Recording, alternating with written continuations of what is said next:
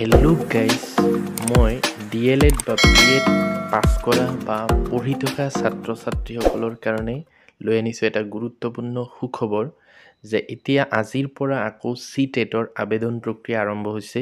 তাৰ কাৰণে CTETৰ ৱেবছাইটত এটা ন'টিফিকেশ্যন ওলাইছে। তো ন'টিফিকেশ্যনটো কেনেকুৱা মই পঢ়ি দিছোঁ।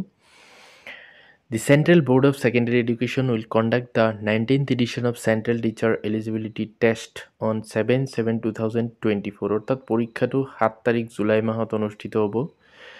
The test will be conducted in 20 languages in 136 cities all over the country আৰু এই পৰীক্ষাটো 20টা ভাষাত 136টা চহৰত অনুষ্ঠিত হ'ব। The detailed information bulletin containing details of examination syllabus, languages, eligibility criteria, examination fees, examination cities, and important dates will be available on CTET official website https://ctet.nic.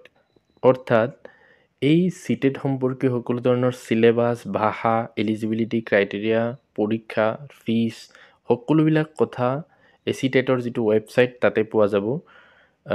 খুব সোনকালে upload কৰিব, অৰ্থাৎ আপলোড কৰিছে shortly, and aspiring candidates are requested to download the information bulletin from above mentioned website only and read the same carefully before applying. তো এইটো জনাইছে যে এইটো ৱেবছাইটৰ পৰা যিখিনি ইনফৰমেশ্যন দিয়া আছে সেইখিনি ভালকৈ পঢ়ি এপ্লাই কৰিবলৈ কৈছে।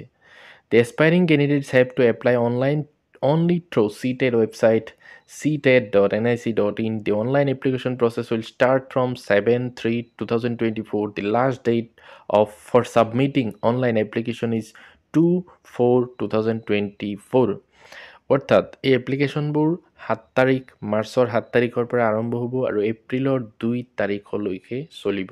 গতিকে এইখিনি সময়ৰ ভিতৰতেই যিসকলে CTET দিম বুলি ভাবি আছে এপ্লাই কৰি ল'লেই হ'ল আৰু তাৰ সম্পূৰ্ণ কথা এইটো ৱেবছাইটতে পাব। কেনেকৈ এপ্লাই কৰিব লাগিব, চিলেবাছ কি, ক্ৰাইটেৰিয়া কি, চবখিনি লিখা থাকিব।